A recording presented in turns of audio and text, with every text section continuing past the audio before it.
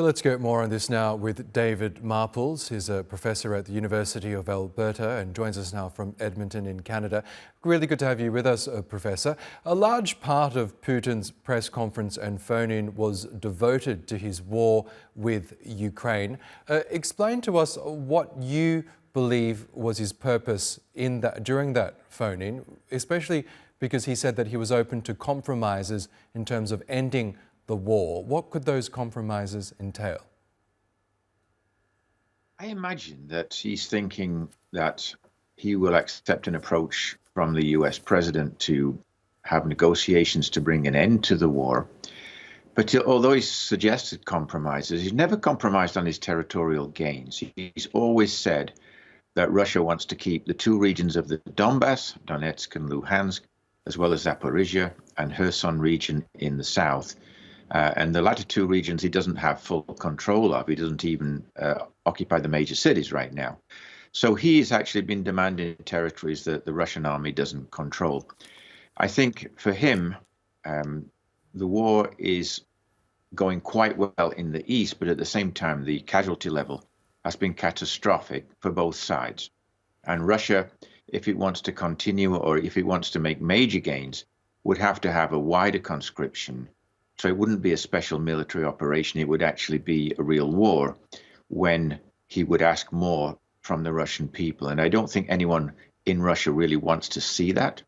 Therefore, I think it's in Russia's interest to come to some kind of agreement, bringing an end to the war, no matter where the initiative comes from.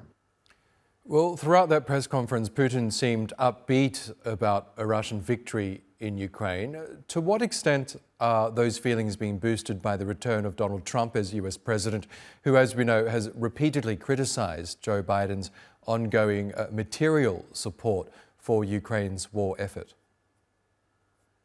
It certainly helped. I think Russia was really concerned that Trump would be defeated in the election campaign.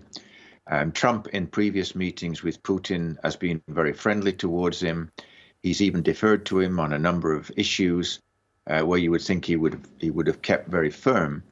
And therefore, I think there's no fear of Trump like there was potentially of the Democratic candidate and previously with Joe Biden, the current president. Biden's been very strong in support for Ukraine. Trump and the people he's appointed to office have insisted that too much money is being spent on this war and it's necessary to bring it to an end.